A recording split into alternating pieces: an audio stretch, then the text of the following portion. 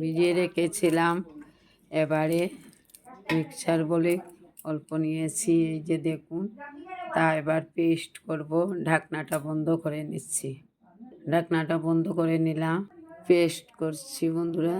একটা মিক্সচার বল থেকে নামিয়ে নিয়েছি, আরও 1 বাটি হবে বলে মনে হচ্ছে। সবগুলা সাগু মিক্সচার গ্রাইন্ডার করে নিয়েছি। এই যে এখানে ময়দা নিয়েছি, যতটুকু লাগবে পরিমাণ মতো প্রথমে একটুটুকু দিচ্ছি আর কি। গুড় নিয়েছি, দেখুন। সাগু, ময়দা আর গুড় দিয়ে এই যে পুরি পিঠাটা বানানো হবে।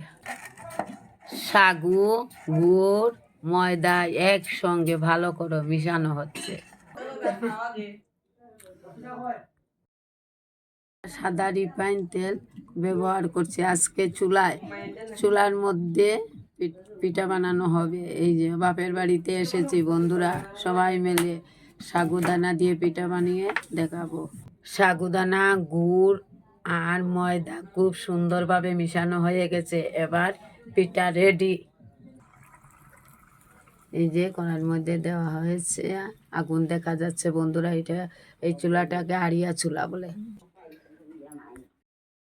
কি সুন্দর হয়েছে সাগুদানার পুলি পিঠা, কি সুন্দর টুকপা টুকপা দিয়ে ফুলে ফুলে উঠছে গো।